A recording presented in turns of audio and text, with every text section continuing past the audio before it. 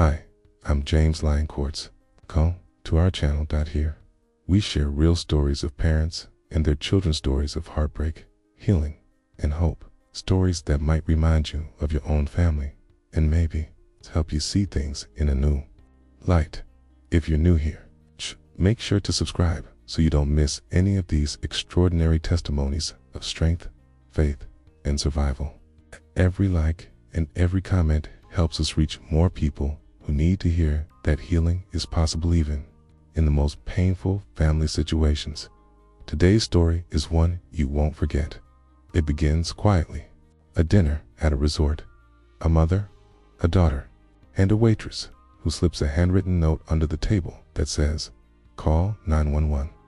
What would you do?" This isn't just a story about betrayal. It's a story about discernment, about a mother who prayed for wisdom, okay? And God answered not with thunder, but with silence and sharp clarity. So stay with me until the end, case there's something in this story that someone in your life, maybe even you, needs to hear. Let me tell you what happened. Asterisk it. It had been years since I heard anything more than a birthday text from my daughter. No long calls, no holiday visits, no simple, "How are you doing, Mom?"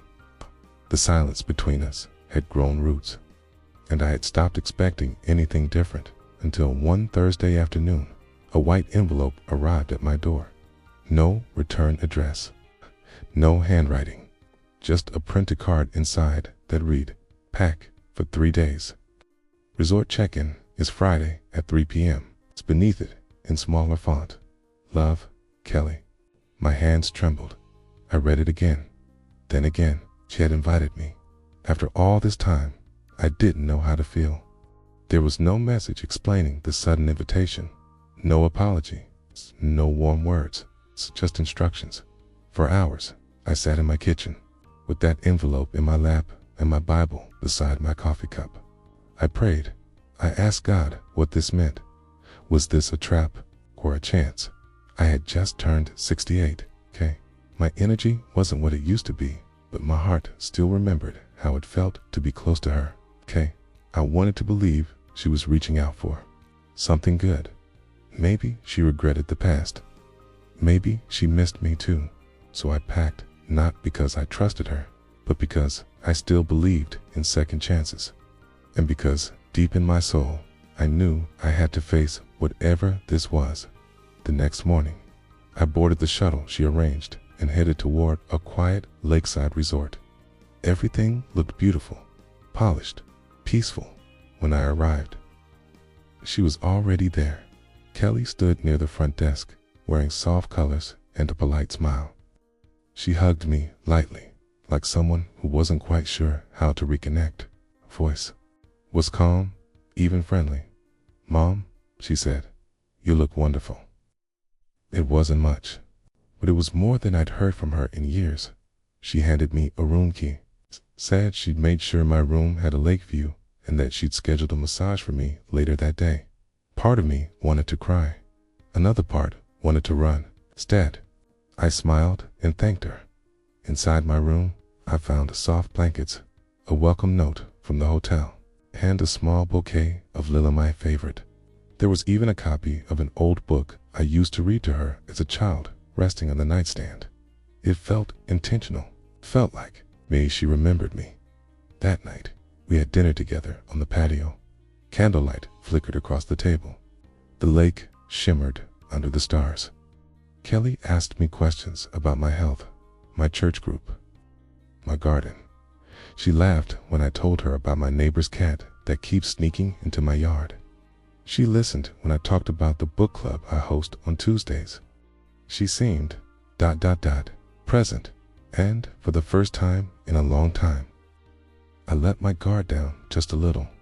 After dinner, back in my room, I wrote in my journal, "Lord," I whispered, "if this is the beginning of something good, help me walk in peace. And if it's something else, ... protect me." I left the window open that night. The breeze carried in the sound of crickets and soft waves brushing the shore. But even with the peaceful air, I couldn't shake a quiet question in my chest. Why now? Why this weekend? Why me? Still, I chose to believe in possibility. I chose to believe that maybe, just maybe, healing had knocked on my door. But God, if this wasn't healing, then let your wisdom speak louder than my hope. And with that prayer, I closed my eyes, unaware of how much I would need his wisdom in the days ahead, because the invitation I accepted would soon reveal intentions I never saw coming. The next morning, I woke to sunlight pouring through the curtains and birds singing like it was a perfect spring day. It should have felt peaceful, but peace, real peace, doesn't leave a strange tightness in your chest. Kelly knocked on my door around 9 a.m., holding 2 coffees and a smile that felt polished, too polished.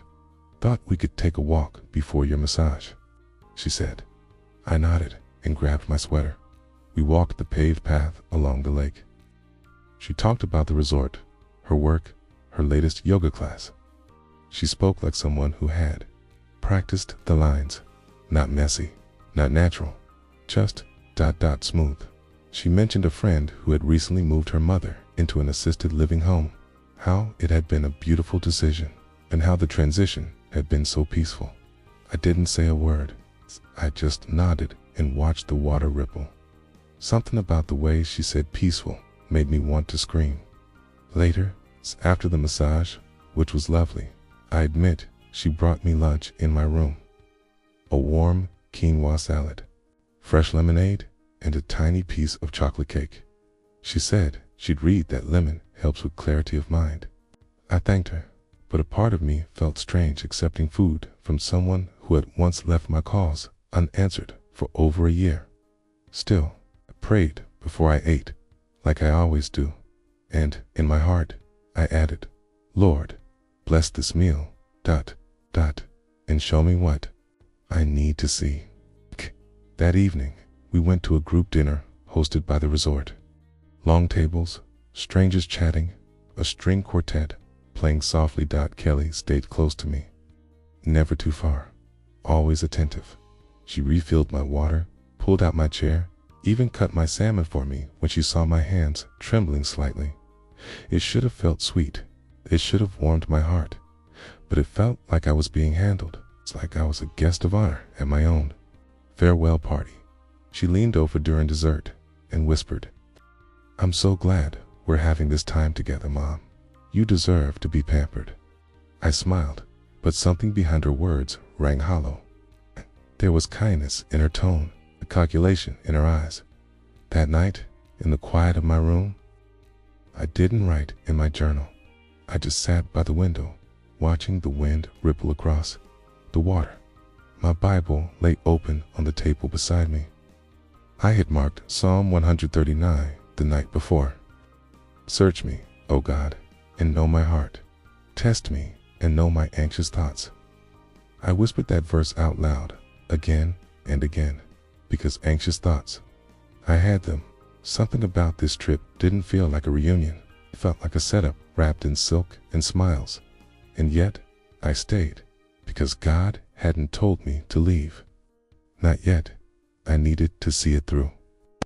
But from that night forward, I slept with one eye open and both feet on the floor.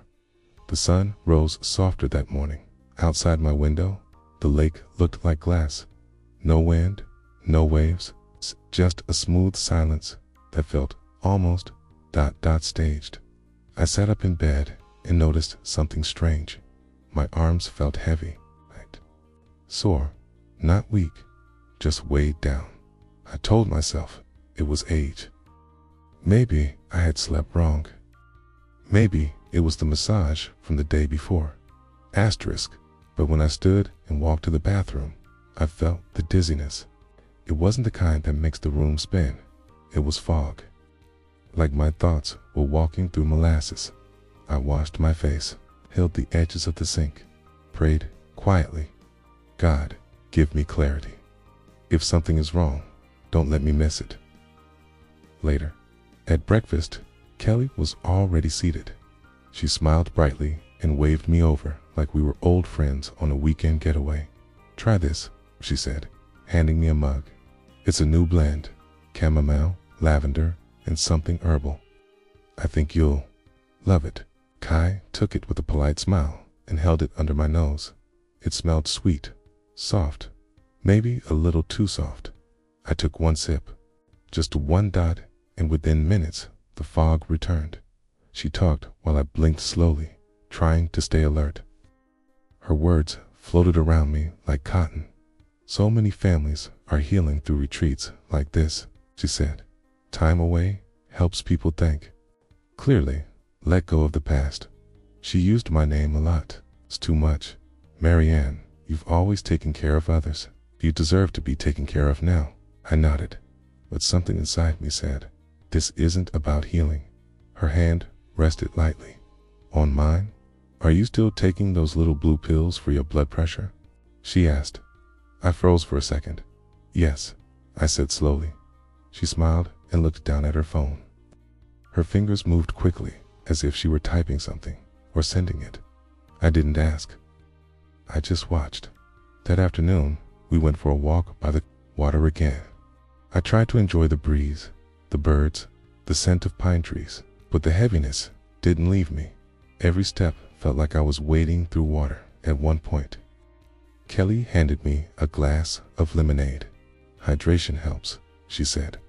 I took a sip. It wasn't sour, but it wasn't right either. There was an aftertaste I couldn't place, like metal or wilted flowers. I stopped drinking. When we returned to the main building, she offered to bring me some herbal tea to help me rest better before dinner.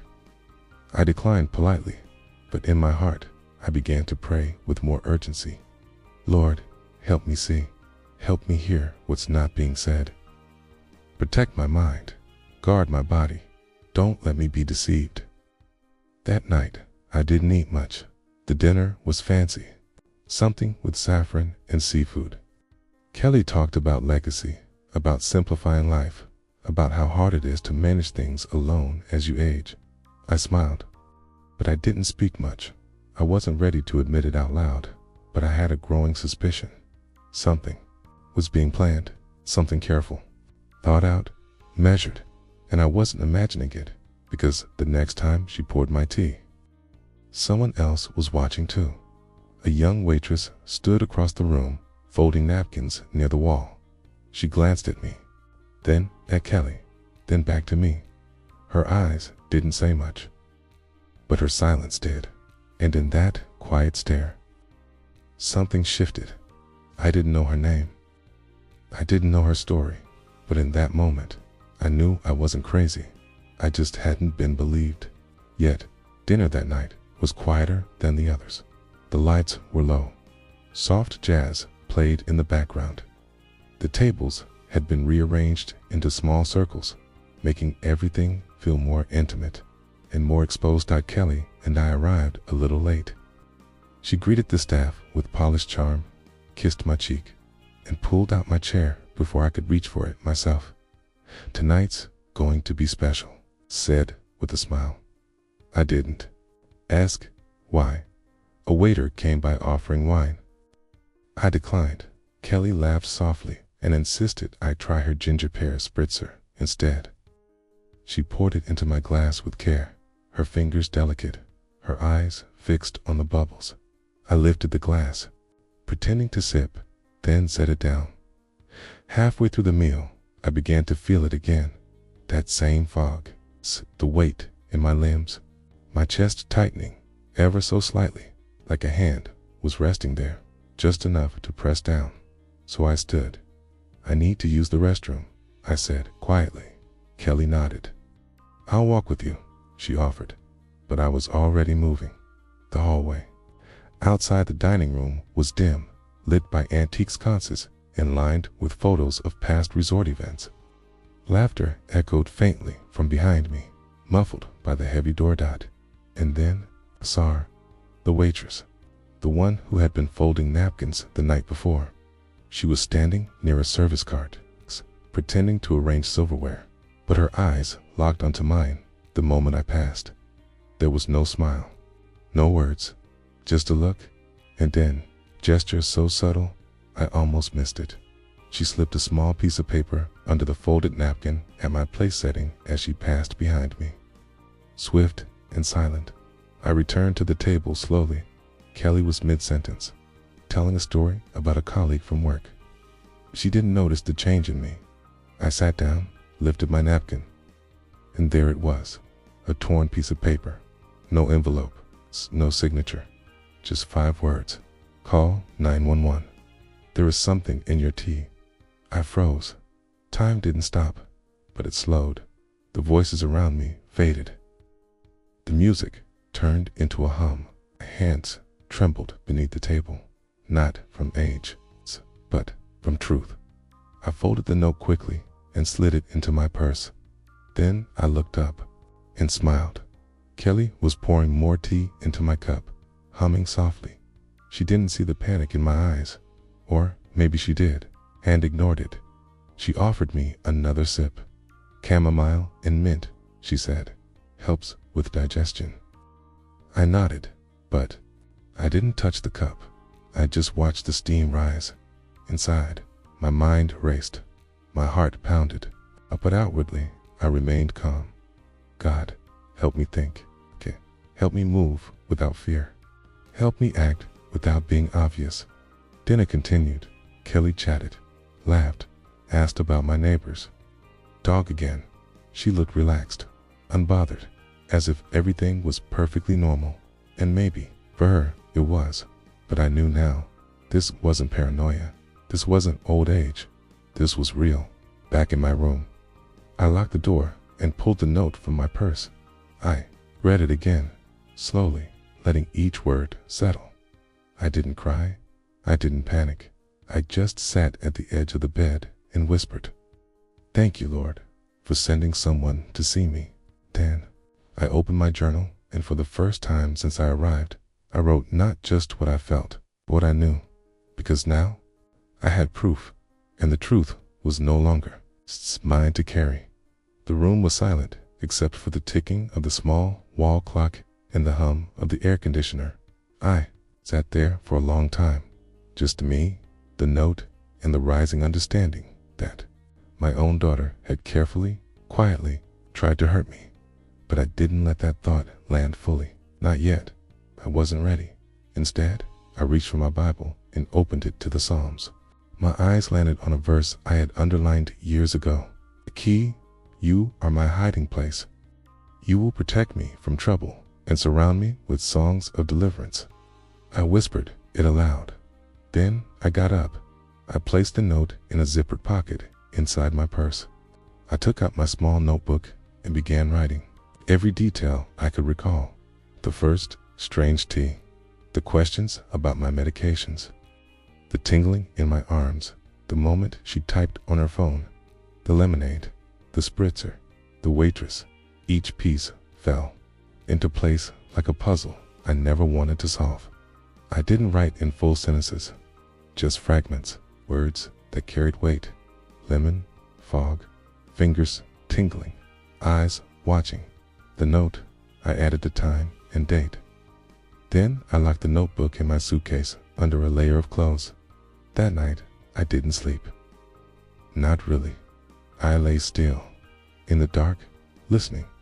At one point, I heard soft footsteps in the hallway, then a gentle knock at my door. Not loud, not urgent, just a test. I didn't move. When the sun rose, I got up and washed my face. I got dressed slowly, chose a cardigan with deep pockets, and pinned my small cross brooch at the collar. It reminded me that I wasn't alone at breakfast. I arrived before Kelly. The waitress from the night before passed by my table.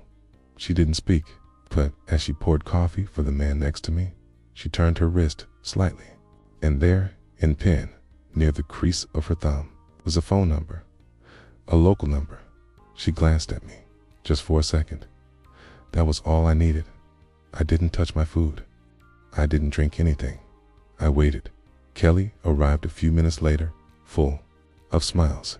She sat across from me, complimented my blouse, and reached for my napkin like she always did. But I gently placed my hand over hers. "I'm fine, Kelly," I said calmly. I can manage. Her eyes flickered for a moment. Not confusion, not offense, just a quick flash of something calculating. She smiled again. Of course, Mom, ticked it. After breakfast, I returned to my room and used the hotel phone to call the number written on the waitress's hand. She answered on the third ring. I don't have long, she whispered. My name is Elise. I study pharmacology. I saw what your daughter did. Twice. I wasn't sure at first. But last night, I knew. I didn't interrupt. I'll let her speak. She added something to your tea. It wasn't natural. The bottle was small and dark. Okay. I could smell the sweetness, even across the table. Okay. She hesitated, then said, I'm risking a lot, but I couldn't stay quiet. I'm going to leave another note for you this afternoon. I'll include the name of what I think she used. Please get your blood tested as soon as you can. Then she hung up. I stared at the receiver for a long moment. Then I knelt beside the bed, placed my hands on the edge of the mattress, and prayed. Not a loud prayer, a quiet one. God, you've seen it all. You brought this into the light. Help me walk wisely now. Help me stay calm. And most of all, help me survive this with dignity and truth. That afternoon, a folded napkin appeared under my coffee saucer. I waited until I was back in my room to open it. Inside, written in careful handwriting, was one word, DOXN, and beneath it, mimics natural heart failure in older adults. Get tested. Be careful. I sat on the edge of the bed and stared at the note. I remembered the headlines, the news stories, the way some people use medication not to heal, but to harm without leaving marks. And I knew this wasn't just bad judgment, or stress, or misunderstanding. This was real. This was intentional. This was poison. But what they didn't know was that I had started paying attention. They didn't know I was keeping track, that I had written everything down, that I had a witness, a name, a number, pattern. They thought I was slow, weak, forgetful. They thought I wouldn't notice. I'd just fade away. But they forgot one thing.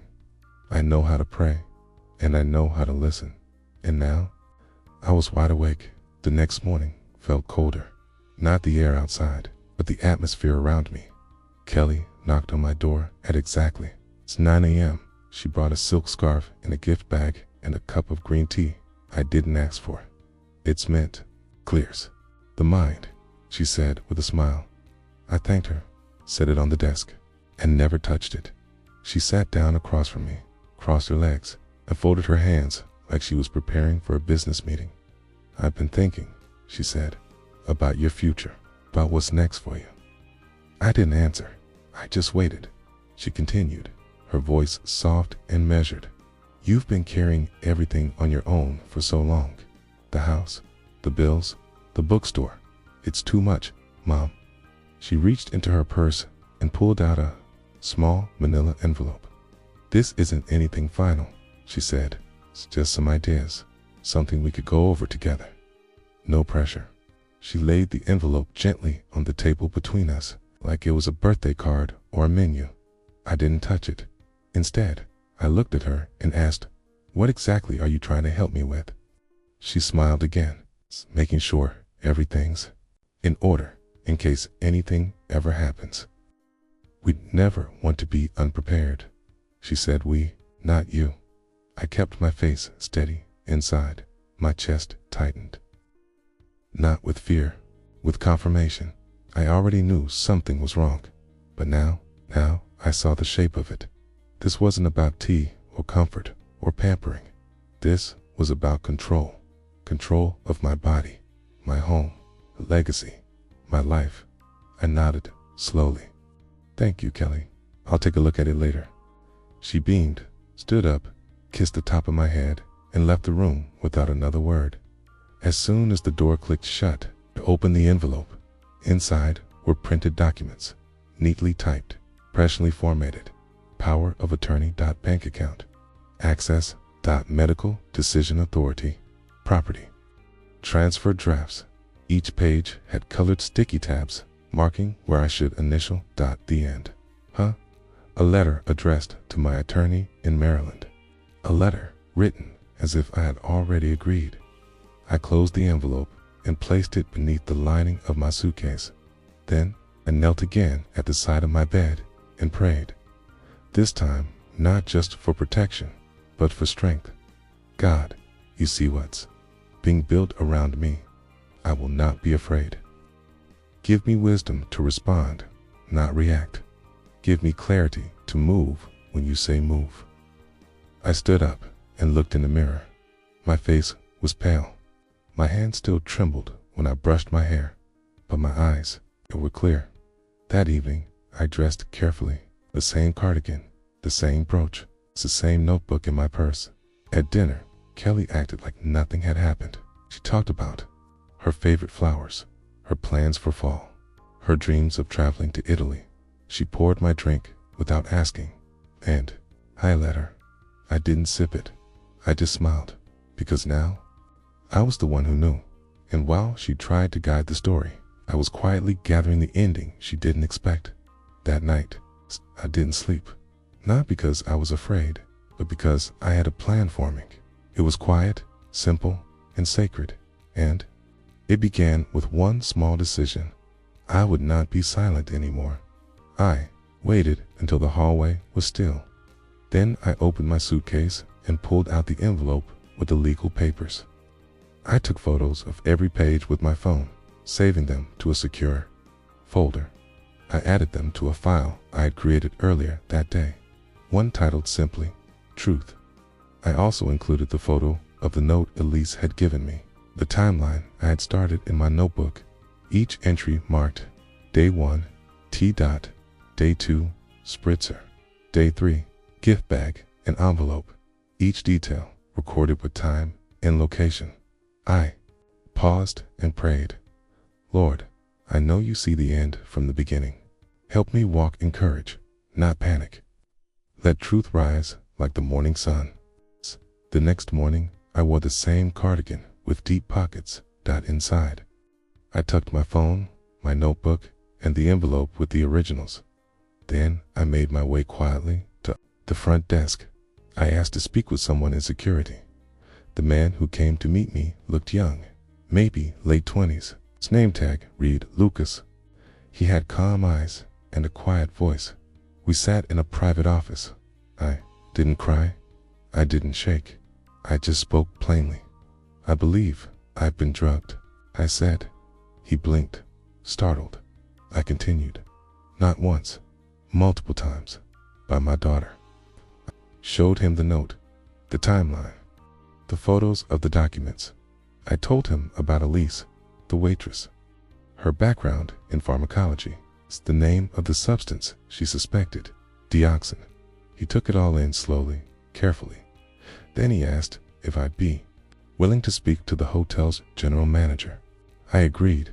Within the hour, I was sitting across from a woman in her 50s with a composed face and a quiet presence. Her name was Marla. She listened, really listened. She didn't question my story. She didn't try to comfort me with empty phrases. She simply said, "We'll take this seriously, discreetly, but seriously." I exhaled for the first time in days. She asked if I wanted her to notify local authorities. I told her, not yet. I'm not ready to press charges, I said. I need to be protected. She nodded. Then she handed me a guest services phone and said, "If you feel unsafe at any point, press 9. We'll be there immediately." Back in my room, I opened the curtains and let the morning light fill the space. It didn't chase the fear away, but it reminded me of something true. God doesn't always remove us from danger. Sometimes He walks with us through it to show us what we're made of. That afternoon, Elise found me near the patio garden. She pretended to clear a table, but leaned in just slightly. "They're watching you closely now," she whispered. "Be careful." Then she slipped a flash drive under the cloth napkin and walked away. I didn't check it until later that night. It's locked safely in my room. Inside were still shots from the resort's internal cameras. One showed Kelly leaning over my teacup, pouring something from a dark bottle. Another showed her standing near the front desk, holding my legal documents, and the final one, my cabin door, with a hand slipping something underneath it. I didn't cry. I smiled, because now I had more than suspicions. I had evidence, and I had a witness, and above all, I had faith. Faith that truth always rises. Faith that no matter how carefully someone builds a lie, God will light it from beneath. And this lie was about to collapse the day after Elise gave me the flash drive. Everything felt ... different. Not on the outside. Kelly still brought me coffee. She still smiled too much. She still asked me about my sleep, my appetite, my medications. But now I saw through it all. It was a script, a polished performance, and I had stopped being the audience that morning. I woke early, dressed with care, and placed the flash drive deep in my toiletries bag. Hidden beneath cotton pads and travel-sized bottles, I tucked my notebook into the inner pocket of my cardigan, right beside the tiny voice recorder Elise had given me.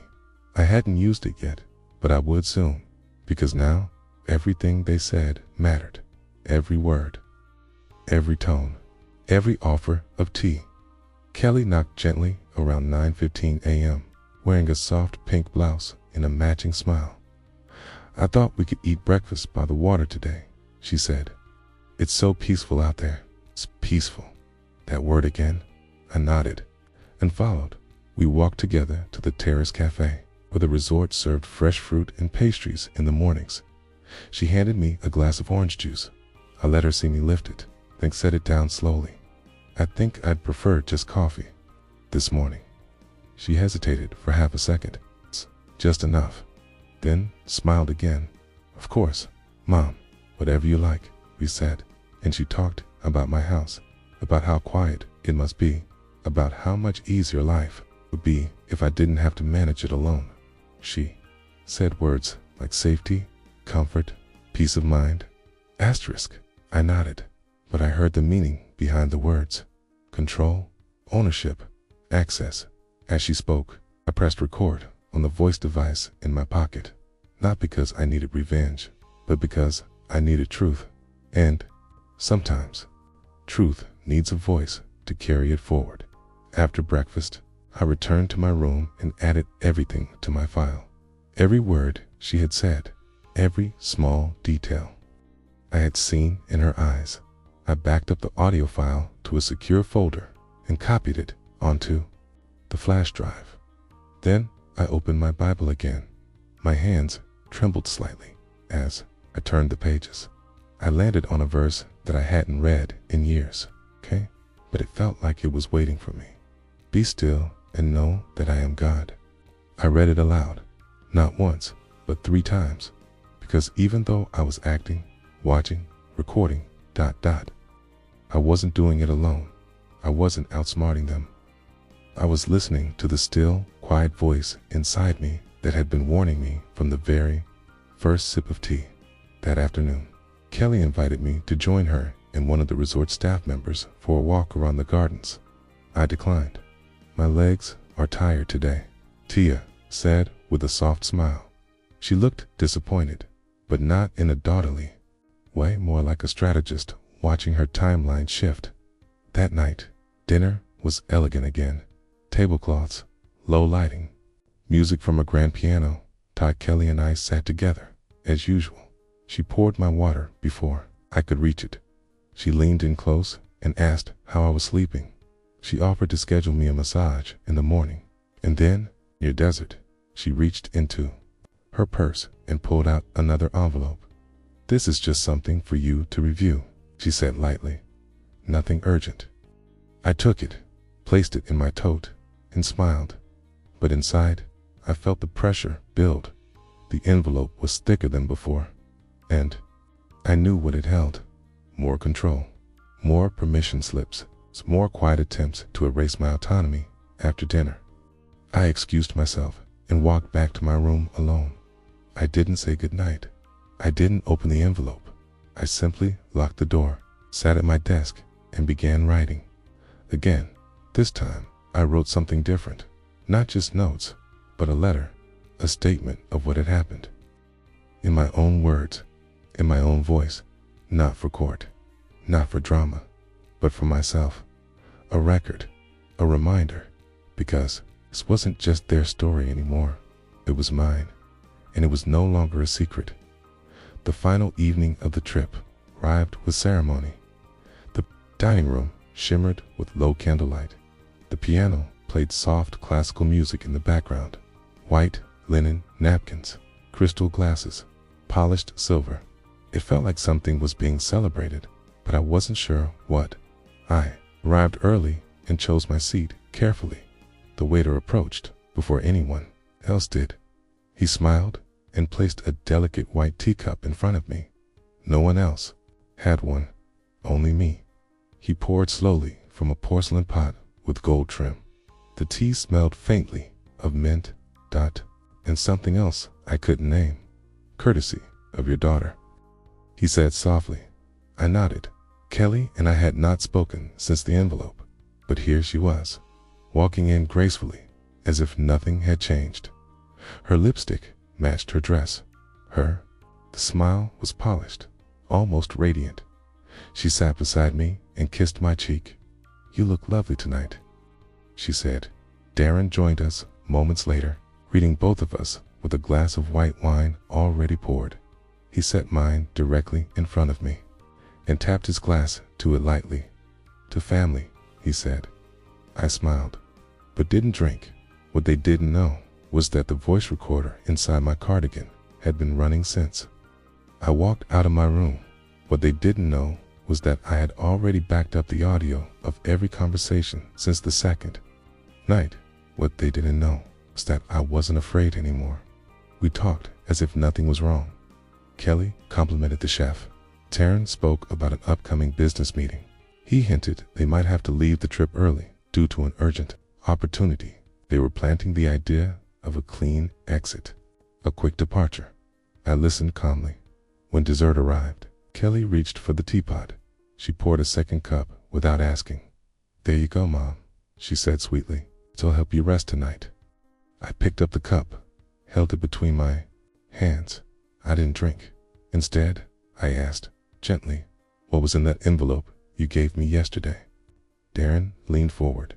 Just estate planning, he said. It'll help simplify everything. If anything ever happens, we'll already be in place to handle the details for you. Kelly added, we just want to give you peace, Mom. That's all. Peace. That word again. I looked down at the cup. The steam curled toward my face, but I felt no warmth from it. I appreciate that, I said. I smiled, not with sarcasm, not with anger, with clarity. They believed I was still under their spell, still trusting, still compliant. But what they didn't realize was that I had been watching everything, and I wasn't recording them just for my protection. I was recording because someday someone else might need to hear what betrayal sounds like when it speaks in soft voices. Later that evening, back in my room, I locked the door and placed the cup still full into the bathroom sink. Then I opened the envelope again. I laid each page out carefully. There were documents giving Darren full access to my financial accounts, permissions to make medical decisions on my behalf, transfer of ownership, drafts for my home, all unsigned, but already. Each line said the same thing. I was no longer in control of my own life, except I was, because I had never signed them, and I never would, not even close. I folded the documents, slid them back into the envelope, and placed them deep into my tote bag, alongside the flash drive, the audio recordings, and my notebook. Then I whispered, aloud, thank you, Lord, for opening my eyes in time. That night, I didn't just feel safe. I felt free, because the truth was no longer a secret, and I was no longer afraid to hold it. The morning after the toast, the ocean was calm, almost too calm. The ship moved so slowly, it felt as if we were standing still, but I wasn't still. Inside, everything had changed. I dressed carefully, pinning my cross brooch to the collar of my blouse like I always did. It wasn't just decoration. It was a reminder that I wasn't walking through this storm alone. My tote bag was zipped shut and heavier than usual. Inside were the documents, the flash drive, my notebook, and the voice recorder, still holding hours of quiet, dangerous truths. I walked to the guest services desk and asked to speak with Officer Givens. He was the ship's legal liaison. Composed, professional. He led me to a small room off the administrative hallway, away from the guests, where we could speak in private. I laid everything on the table. No drama, no accusations, just facts. I showed him the envelope, the medical symptoms, the photos, the handwritten note from the waitress, the name of the drug, Deox, in the voice recordings. I didn't cry. I didn't shout. I spoke like a woman who had lived through a fire and walked out without smelling of smoke. Officer Givens listened carefully. Then he asked for permission to take the flash drive to ship security. I nodded. He also offered to contact my attorney in Maryland using the ship's secure line. I gave him her name and number. When I left that room, didn't go back to my cabin. I walked to the ship's small library and sat in a corner near the back. For the first time in days, I felt a kind of stillness inside me. Not the numbness of fear, but the peace of knowing the truth was no longer mine to carry alone. Around noon, Darren appeared. He smiled easily. "There you are. We've been looking all over." I stood and followed him without saying a word. Back at the table on the upper deck, Kelly was already waiting. She poured iced tea into my glass before I even sat down. Her hands were steady, her eyes alert. She looked rested, but I knew she wasn't, because behind her calm was calculation, and behind my calm was evidence. We made it halfway through the meal before it happened. A new crew member approached the table, not someone I'd seen before. Polite, direct, he turned to Darren and Kelly and said, "The captain would like a word with both of you. It's a routine guest protocol check."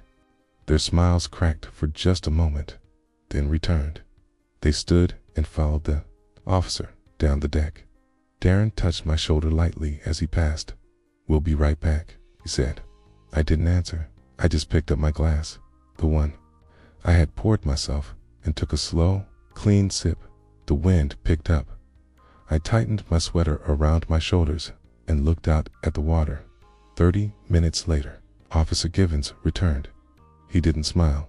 He simply said, "May I speak with you?" Again. This time, the room was colder, more official. He explained that the ship's medical officer had reviewed the security footage. It wasn't conclusive, but it was enough. The tea, the cameras, the attempt to isolate me, the hidden papers, the moments caught not in fiction. "Huh?" he said.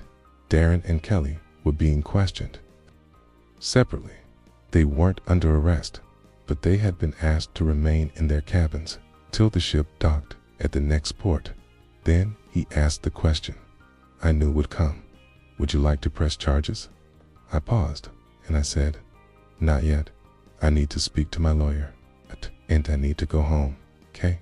I sat alone at dinner, by choice. No more pretending. No more pretending. No more performance. Elise passed my table once. She didn't speak, but our eyes met, and in that half-second, there was a quiet exchange between us that no one else noticed. A nod. Confirmation. We had both made it through the fire. Back in my room, slept for the first time without waking up in fear. Not because the danger had disappeared, but because the weight was no longer mine to carry. And as I drifted into sleep, I whispered aloud, "Thank you, Lord, for staying with me in the silence." When I stepped off the ship, the sky was overcast. Heavy clouds hung low over the final port before I returned to Maryland. Passengers bustled around me, pulling rolling luggage, hugging loved ones, laughing about their vacation. But I walked alone. No suitcase, just my tote bag. zipped tight, pressed close to my side.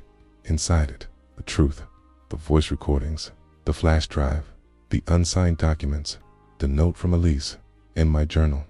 I had already spoken with my attorney the night before, Janice, a woman who knew my story. Long before this one, her voice on the phone was firm, steady. She confirmed what I had feared. Darren had contacted her office too. Weeks earlier, he requested copies of my trust documents and a durable power of attorney. He told them I was declining quickly, that I was slipping. But he didn't say I was sick. He didn't ask if I needed help. He asked if he could make changes without me being present. Janice said no, but she also said, now we filed everything properly. That afternoon, met with Officer Givens one final time. I gave him a sealed envelope with all the materials, the flash drive, the legal drafts, the photos, the original note. I'm not pressing charges yet, I said, but I want this documented. I want it recorded. He agreed. I also handed him a letter I had written, addressed to Darren and Kelly. I was going to give it to them in person. I didn't need to, because my silence would say more than my words ever could. That night, I slept in a small inn overlooking the water. No footsteps in the hallway, no tea on the nightstand, just the gentle hum of quiet, honest stillness. Before bed, I pulled my notebook from my tote and tore out every page that mentioned their names. Not out of hate, out of healing. I folded those pages into quarters and tucked them in the drawer beside the bed. I left them there, not to hide them, but to say I was done carrying them. 3 weeks later, I stood inside Janice's office, the same one where Richard and I had once signed our wills together, laughing about how we lived to 90. The room smelled of old paper and leather-bound books. Light spilled through the window onto the table. Janice slid over a new stack of documents, clean, careful, fresh. Every designation with Darren or Kelly's name had been removed. They were no longer on my health care proxy, not on the deed, not on the charitable trust Richard and I had created. The bookstore, my little world of poetry, paperbacks, and quiet chairs, would pass into the hands of a community foundation when I was gone. They would keep it open. They would keep the reading nights, and the books would keep whispering. I signed every page with a steady hand. Janice asked again if I wanted to reopen the police case. I said no, but I asked her to keep everything in secure storage, photos, audio, notes, legal drafts. I don't want to chase them, I said. That's not my story anymore. She nodded, and I walked out lighter. That afternoon, I went back to the bookstore, not to work, just to sit. The new assistant manager, Cora, was setting up for an upcoming local author night. She waved from behind the register, cheerful and bright. I sat in the old green armchair near the window, the one with a torn arm that Richard had snagged during our second tax season. A woman entered the store quietly, maybe in her 50s. She picked up a memoir, then walked to the counter, paused, and looked over at me. "You're her," she said softly. "I was on that ship. I remember your voice, that speech you gave." She didn't ask questions. She just placed her hand over her heart and whispered, "I never forgot it." But then she left, and I stayed there for a long time, letting the scent of paper, dust, and peace settle back into my skin. Later that night, I stood in my kitchen and made a cup of tea. Real tea. Leaves, water, nothing else. No sweetener. No fog dot. Just peppermint and lemon balm. I wrapped myself in a quilt, sat by the window, and looked out at the quiet neighborhood. It was mine again, fully mine. I had changed the locks the morning I turned, installed cameras, not because I lived in fear, but because healing sometimes means setting new boundaries. And I did, softly, silently, with wisdom and faith. And that night, as I sipped my tea, I whispered aloud, "You walked me through it, God. Thank you for every moment you stood guard while I slept." Winter came softly that year. The trees on my street turned deep shades of gold and crimson, and the cold arrived with less bite than usual. I had settled into new rhythms, not fast, not loud, but steady. Some mornings, I still woke at 3 a.m., heart racing, listening for footsteps that weren't there. But slowly, those nights became fewer and peace began to stretch across the corners of my home like morning sunlight through an old window. I donated half the contents of my house, kept only what mattered in my hands. And in my heart, I stopped setting the table for 3. I took down the old family portrait above the fireplace, and in its place hung a simple frame with a handwritten quote that said, "I am not what was done to me. I am what I chose to do after." I started walking more, not for exercise, just to feel the pavement beneath my feet, just to be alive in it. One morning, I passed by the same cafe Richard and I used to visit every Sunday. It had new owners now, but the striped awning was still there, familiar, faded, safe. Later that week, I received an envelope in the mail, heavy, official. It was from Darren and Kelly's attorney. The letter was smooth, vague. It said they intended to challenge my estate, changes, that perhaps I had been influenced unfairly, that maybe someone had pressured me during a time of emotional vulnerability. No accusations, just suggestions. I didn't feel shaken. I called Janice. She laughed softly. It's a kind of laugh that only comes from knowing you're holding the truth. She said not to worry, that we had everything, documents, recordings, video, testimony even. The letter Darren had written himself, the one he never realized I had kept.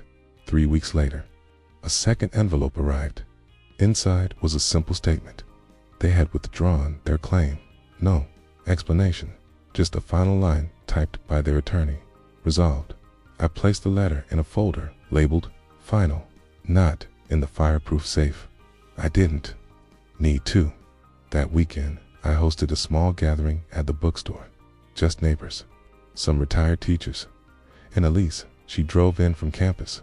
Her shoulders were stronger now, her eyes more sure. She handed me a jar of loose tea, peppermint and lemon balm, with a tag that read, "Safe and mine." We sat together in the corner chair, sipping tea that tasted like comfort and clarity. And for the first time in months, I exhaled completely.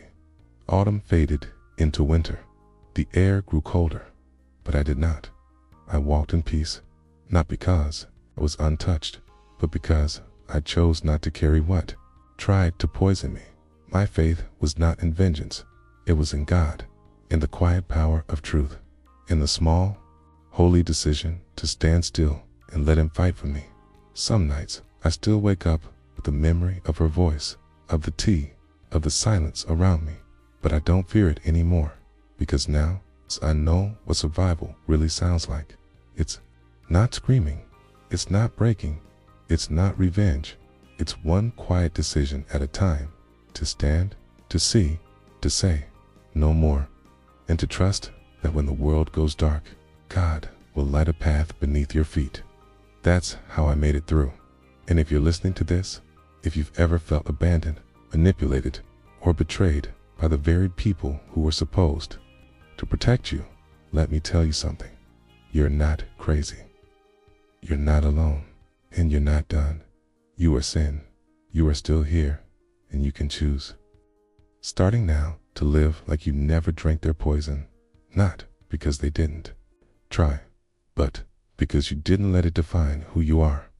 Sometimes survival doesn't look like fighting back. Sometimes it looks like staying still long enough for truth to rise. This story teaches us that God's protection doesn't always come with noise. Sometimes it comes with a waitress's note, a whisper in your spirit, and the quiet strength to say enough.